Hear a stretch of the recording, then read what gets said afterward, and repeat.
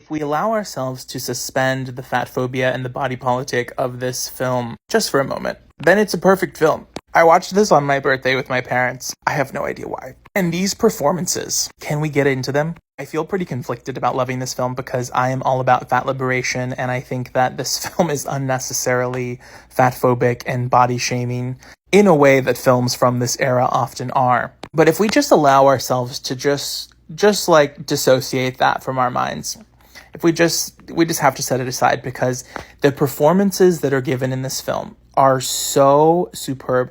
Like Meryl Streep as a, pseudo Anna Wintour is incredible. When she says, "The tales of your incompetence do not interest me." Or when she's like, "By all means, move at a glacial pace. You know how that thrills me." She's just so funny. She's so funny. Stanley Tucci as her right-hand man, exceptional.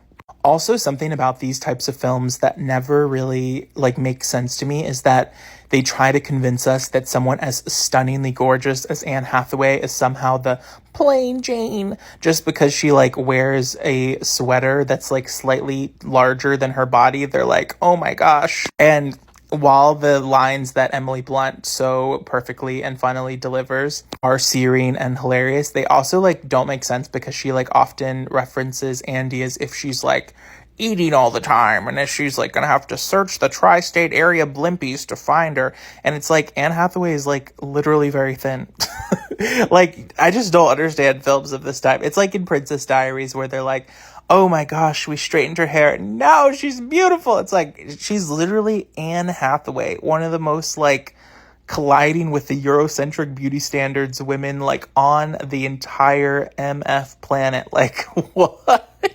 But I will say, problematic issues aside, this film is just pleasurable to watch because the acting performances are so strong. Do you think it's also quite necessary that we talk about who the true villain of this film is? Now, Meryl Streep, who is the strong, powerful, confident woman of the film, who runs that ship like nobody's business, she is a villain in the film, and she is unnecessarily cruel to her employees. And so many of the things that she does would not fly with current day labor practices. Also, back then, people used to work those internships for free, which still blows my mind before the Condé Nast revolt.